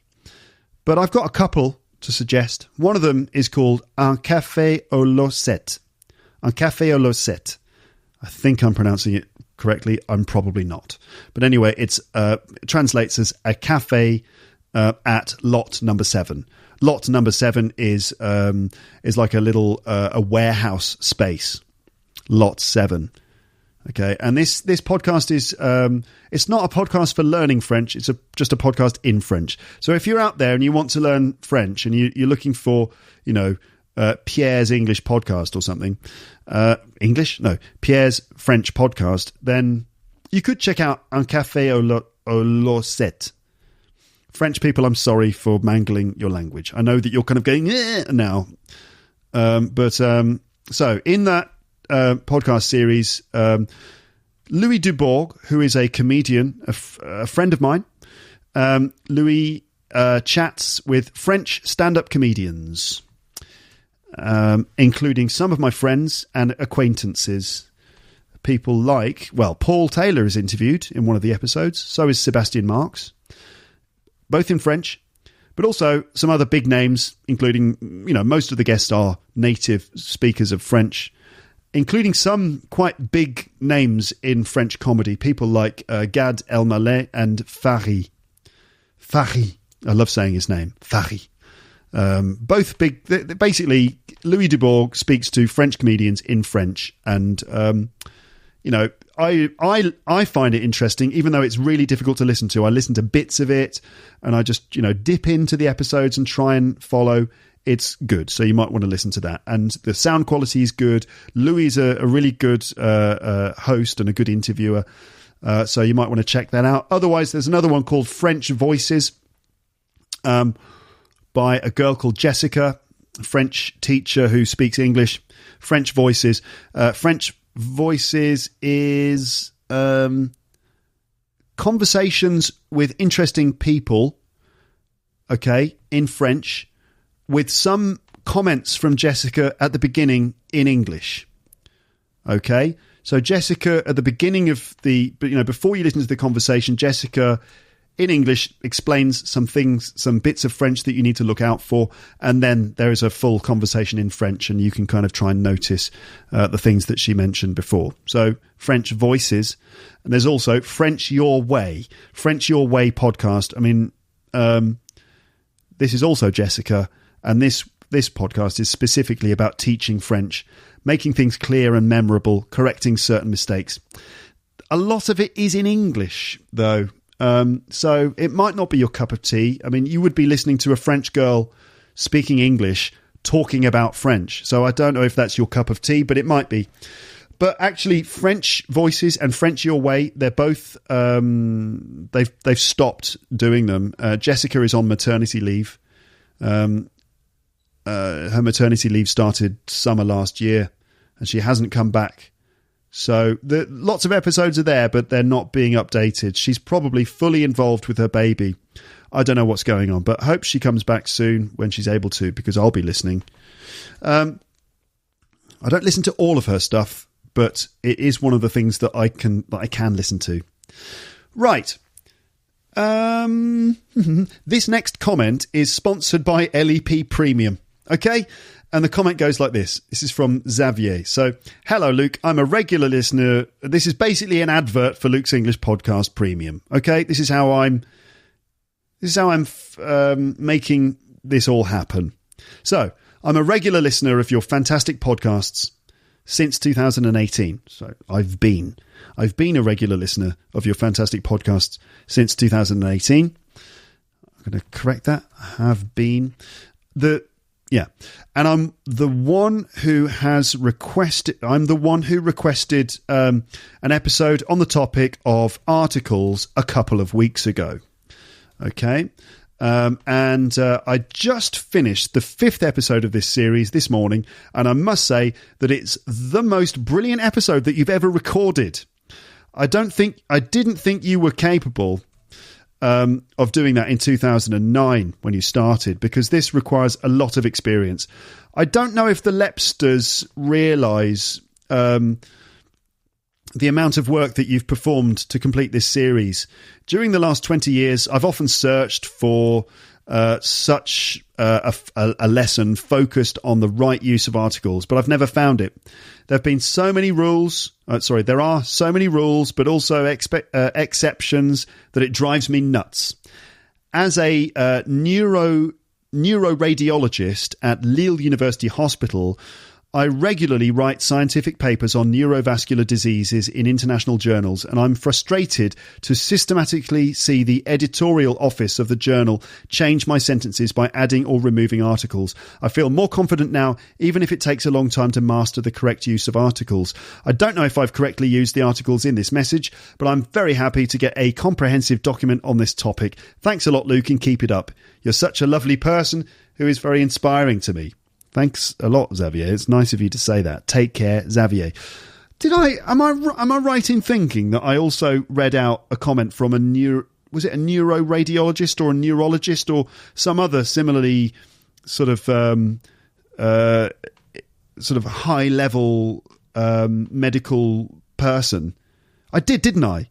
I don't think it was the same comment, and I don't think it was the same person. Clearly, Luke's English Podcast appeals to only the elite people in society. But anyway, in all seriousness, that is a comment that helps me, because then it's like all the hard work paid off when I get that. But also, I'd like to genuinely show that to all of you, to read that to you, to say, look, maybe you might consider signing up for LEP Premium. And I wrote back to him and I said, oh, what a wonderful email. Thank you very much, Xavier. And I said, yes, you used all the articles correctly in this email. I'm glad to see my episode has helped you. I'm also very glad to receive emails such as this from interesting and intelligent people who actually use my content to actively improve their English. It's very inspiring. I might read out your message on the podcast at some point. Would that be okay? Blah-de-blah-de-blah. And he said it would be fine. So there you go. Was there something I wanted to mention there? No, I can't remember what it was, so I'm going to move on. The next comment is sponsored by the LEP Transcription Project. So the Transcription Project. Oh yeah, that's the thing I wanted to remember.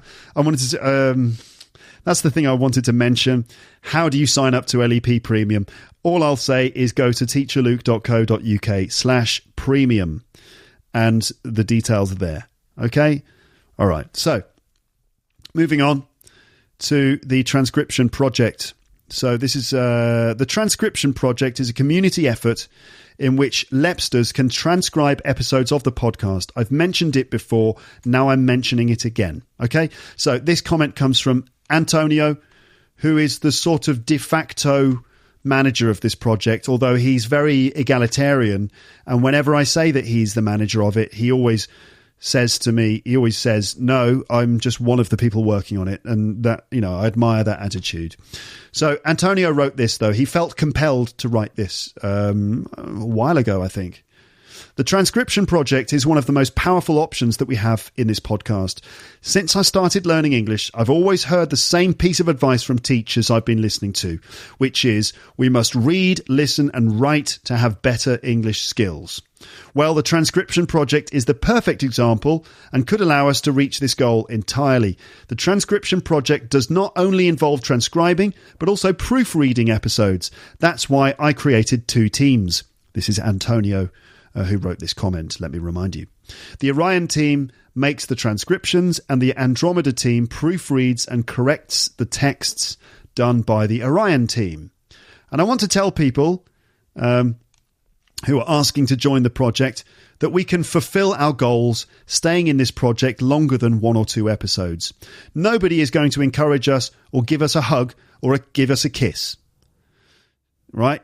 So nobody's going to encourage us or give us a hug or give us a kiss during this project. But still, the joy of seeing this project growing up and becoming better than when we started participating in it is immense. Staying for an extended period allows you to see your real improvement. When you proofread the episodes you did 1 year before, you're going to find a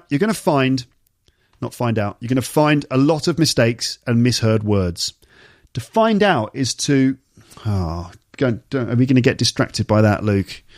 Find out. And find. What's the difference? Find out would be to discover. Oh, I'm sorry, I'm not going to get caught up in it. That's a question for LEP Premium. I'm just going to correct it to... When you proofread the episodes you did 1 year before, you're going to find a lot of mistakes and misheard words. You find out a fact, like I found out. To find something out is like to learn a fact. Let's put it like that. So, for example, I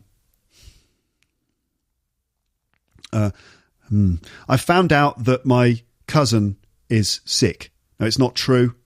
It's just an example. I found out that my cousin is sick. He wrote me a letter to tell me.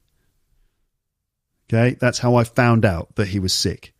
But you find something by just, in the same way that you would find some money on the floor in the street. I found some money. Okay, but you find out a fact and you find a thing. So in this case, Antonio is saying you're going to find a lot of mistakes. So that's find, that's not find out. Okay, so anyway, when you proofread the episodes you did 1 year before, you're going to find a lot of mistakes and misheard words. That means that you can hear sounds and terms that you couldn't hear previously. And that also means that you're becoming a better English speaker. As I've often said, this is Antonio, the transcription project is a hard task to do. Sometimes we can feel bored, but we can't forget why we're doing it and what goal we want to reach. Mastering a language when you don't live with native speakers is very hard. This project and Luke's English podcast episodes allow us to fill that gap. However, we need something more to stay in this project longer. We need to have another goal, a different goal than learning English, a goal which means giving back something to others. Yes, learning plus giving back is something much more powerful.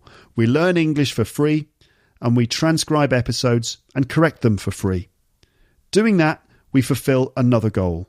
We help everyone coming to Luke's English podcast to learn faster with our transcripts. The number of them is close to 342. And I would actually add, this is Luke now, I would add that that's more since this was done, because since then, episode 618, The Climate Crisis with Cara Leopold, is now finished and needs to be proofread. So anyway, Antonio continues. He says, I started my collaboration in 2015, and even if I'm not as good an English speaker as I want, I know that I'm much better than I was then. I know that I was better then. So thanks to people joining the Orion and Andromeda teams, staying with me and helping me to continue this project. I'll just add, if you're interested in getting involved, you need to just go to the website, teacherluke.co.uk, and in under the word transcripts in the menu, you'll see transcript collaboration. Write a transcript. That's where you should start, because that's where you will find some some instructions and rules on how to take part in the transcription project. You must read that page first before you get involved. Okay, there are just a few simple rules that everyone needs to follow for the transcription project to work properly. Okay, so if you want to get involved, just go to the website, transcripts, then transcript collaboration, and read that information. And don't worry, you don't have to transcribe an entire episode. That is too much work. Instead, you will just transcribe maybe 3 minutes of an episode, or 6 minutes, or 9 minutes, or whatever. But the episodes are divided into 3-minute pieces so that you can transcribe them more easily.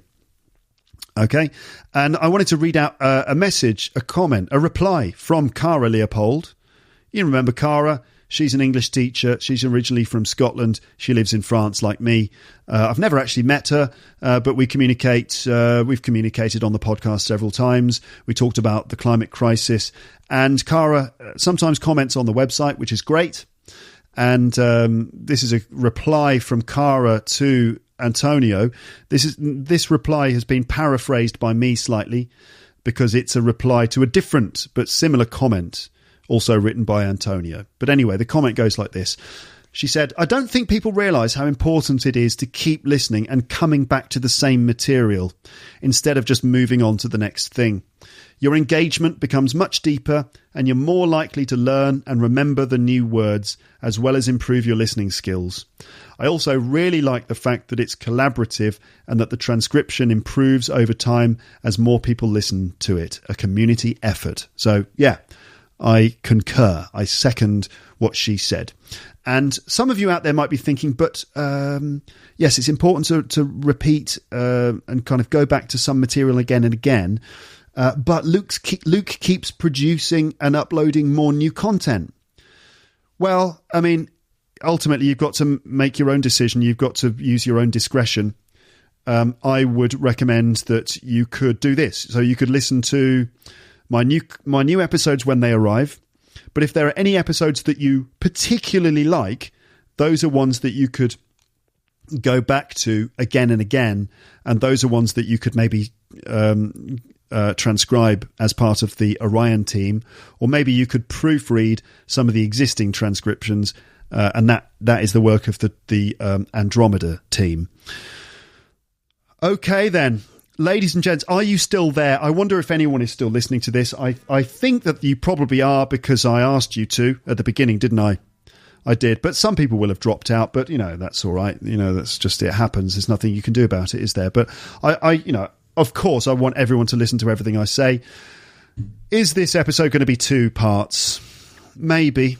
Maybe it is. Maybe it'll just be 1 part. I don't know. Swings and roundabouts. There's advantages to making it 2 parts. There's advantages to keeping it 1 part.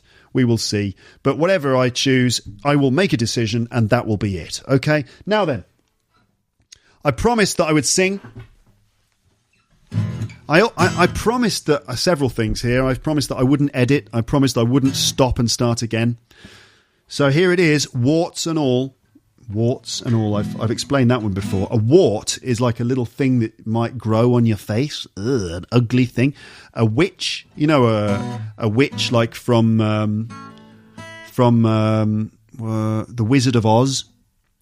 A witch. That's a witch laughing.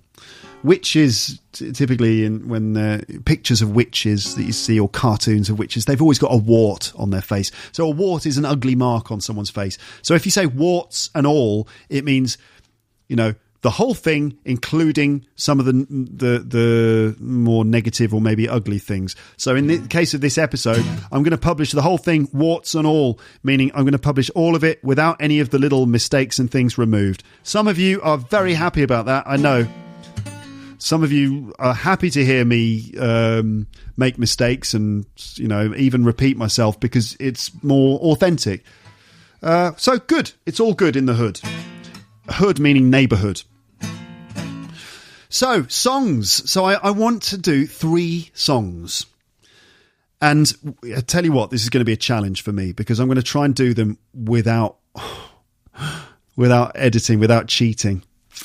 So this means I'm going to have to do these songs without making any mistakes, all 3 of them in a row, without any mistakes. I think I won't be able to do it without making any mistakes. But that's generally the kind of theme of this episode, isn't it? God knows what I'll call this episode. Will I call it warts and all? Will I call it an unedited ramble? I don't know. We will see. I hope people listen to it anyway. It's one of those concerns like, the name of the episode makes a huge difference. I hope you listen regardless of the name. Right then, so I've got 3 songs. They're all by Neil Innes, someone I think about all the time. I think about his music all the time. Neil Innes died at Christmas last year. Very sad, but his music lives on. He's not someone that people talk about a lot. He's not one of those big artists that people always talk about. Neil Innes was someone special, I think, for me, because he was a mix of lots of things. He was a songwriter. He was a comedian. He was just an original person. I just love his work. It really speaks to me. And also, Neil Innes was one of the people involved in the Ruttles, that project, the parody project about the Beatles. The Ruttles is a film. It's also a set of songs, Beatle parody songs. I've talked about him before, but as a tribute to Neil Innes, I'd like to sing 3 of his songs.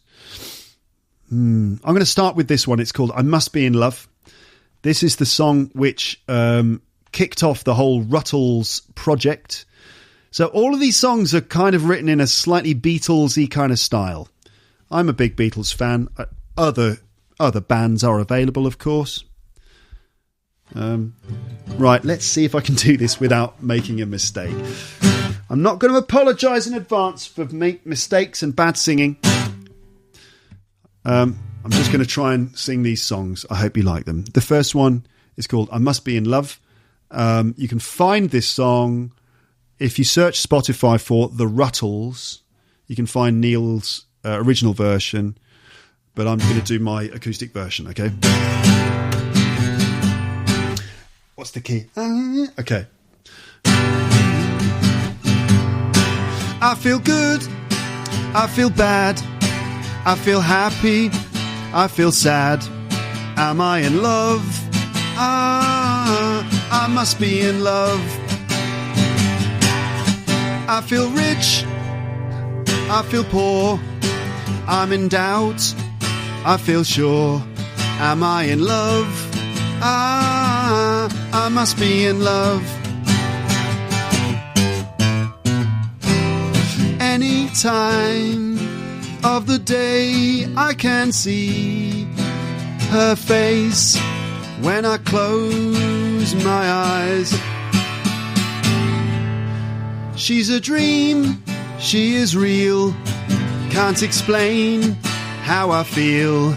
Am I in love? I must be in love. This is where you get the guitar solo. Now, now, now. Now, now, now. Now, now, now. Now, now. Now, now, now, now, now.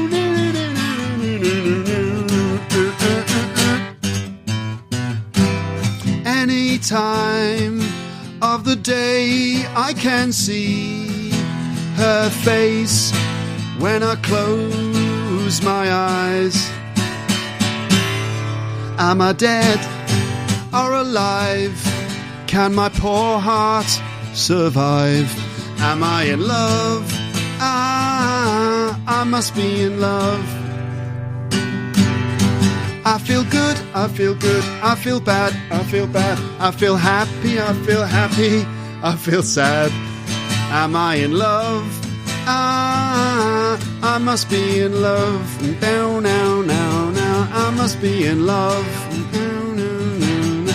I must be in love. Now, now, now. I must be in love. Now, now, now, now, now, now, now. Hear that Beatles chord at the end, eh? Beatle fans? You got to hear the original because there are lots of little references to Beatles songs. Like at the end, it goes down now now now now now now now, which sounds a lot like Ticket to Ride. She's got a ticket to ride down now now now now. Anyway, so that was I Must Be in Love. I must be in love in the sort of Beatle voice. What are we going to do now? Okay, next one is going to be called I Love You. And so, by the way, I'm reading the chords on the computer screen. Every now and then I have to take my hand off the guitar to scroll down. So, you know, if the guitar stops, that's just me like scrolling down to get the rest of the chords and lyrics. Okay, I need the capo for this. Capo, ladies and gents, is a little thing that you clip over the neck of the guitar at a certain fret in order to allow you to just generally raise the tone of the whole guitar. It's sort of like cheating, but because my voice is, I have an amazing range in my voice, I have to kind of raise the key. I have to change the key of the song while also keeping the same finger patterns on the neck of the guitar. Fascinating, Luke.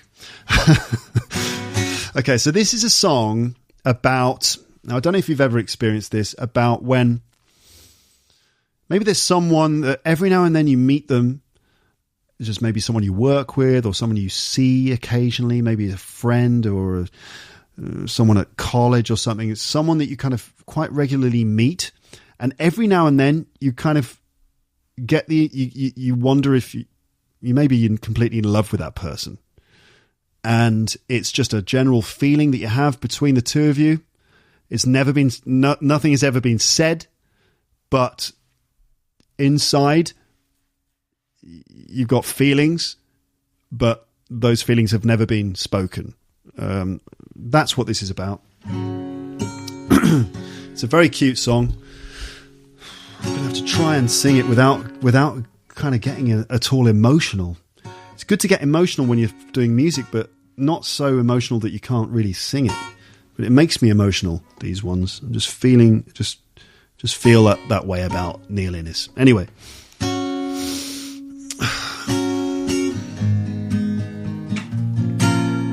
Okay, here we go. Every time I see you walk by, there's a certain look in your eye, and your smile says there's something that I should tell you. Every time we meet we say hi, how's it going? Fine, we reply. But I wonder what would happen if I could tell you I love you. I love you. I don't know why it is or what you do to me.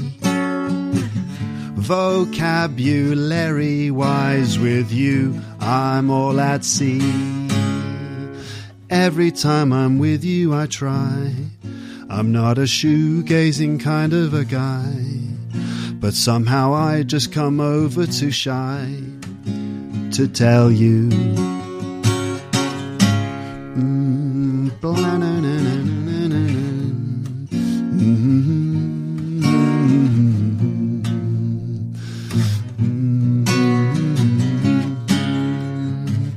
Why can't I tell you how I feel?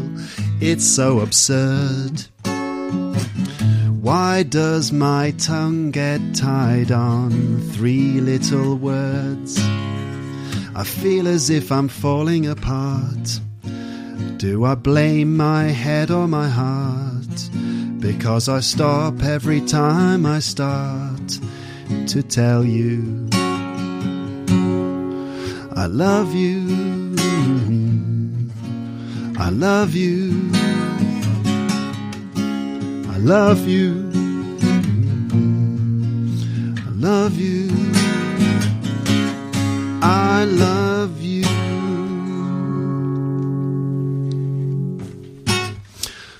Lovely, isn't it? Isn't that a beautiful little song? And a song that not that many people know, but a real cracker.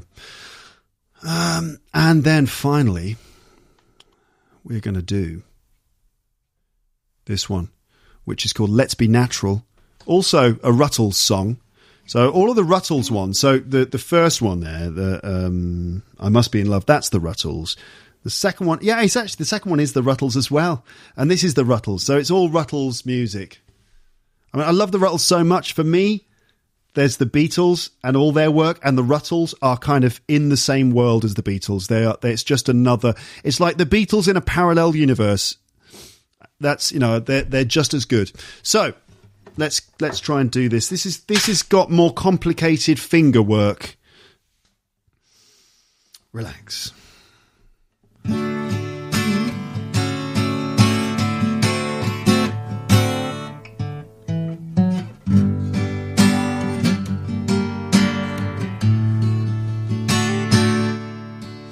Time goes by, as we all know, naturally.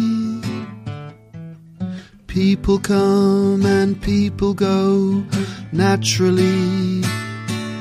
Let's be natural. Ever since the world began, let's be natural. Every woman, every man, let's be natural. Has followed nature's plan, let's be natural.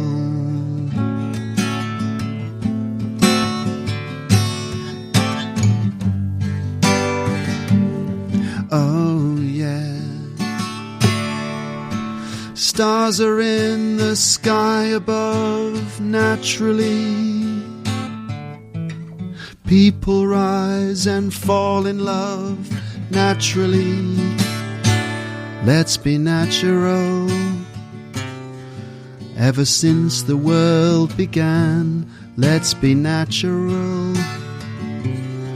Every woman, every man, let's be natural. Has followed nature's plan, let's be natural.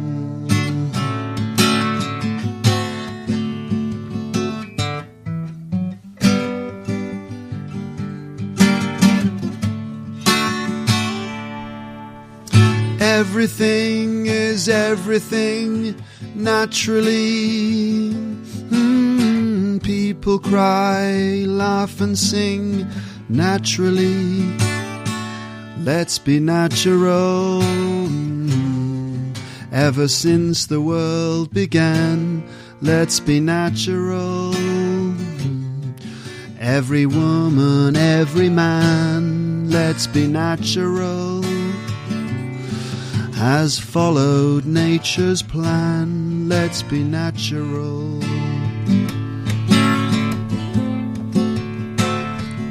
Yeah.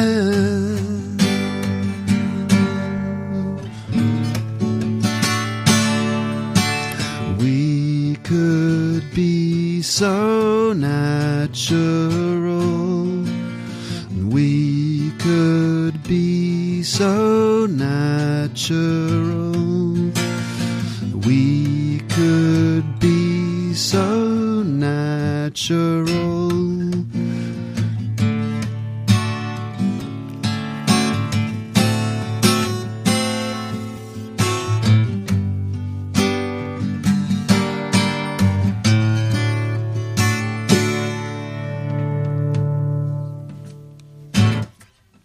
Okay, there you go.